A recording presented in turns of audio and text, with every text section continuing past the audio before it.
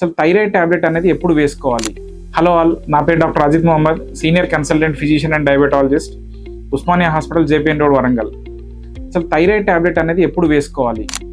నా దగ్గరికి వచ్చే పేషెంట్లు అందరూ థైరాయిడ్ టాబ్లెట్ ఎప్పుడు వేసుకోవాలనే కన్ఫ్యూజన్. వాళ్ళు 10 సంవత్సరాల థైరాయిడ్ ఉన్నా సరే ఎప్పుడు వేసుకోవాలి, తిన్నాక వేసుకోవాలి, తినకుండా వేసుకోవాలి, ఇలాంటి కన్ఫ్యూజన్ ప్రశ్నలు అడుగుతూ ఉంటారు. యాక్చువల్లీ థైరాయిడ్ అనేది హైలీ సెన్సిటివ్ హార్మోన్.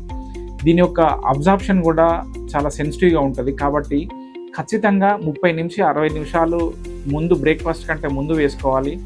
తర్వాత మినిమం 4 to 6 అవర్స్ ఫాస్టింగ్లో ఉన్నప్పుడే వేసుకోవాలి.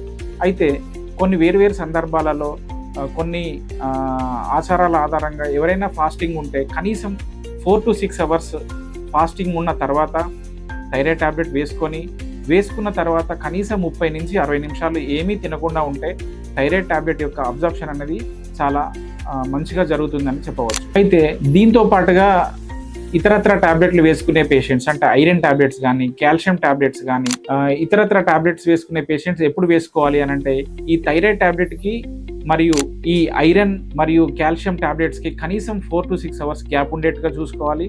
ఇదే కాక ఎవరైతే ప్యాంటోసిడ్, ప్యాంటోప్రజోల్ లాంటి టాబ్లెట్లు, పరగడుపున టాబ్లెట్లు వేసుకుంటారో వాళ్ళు కూడా గ్యాప్ అనేది మెయింటైన్ చేయడం అనేది తప్పనిసరి. Thank you.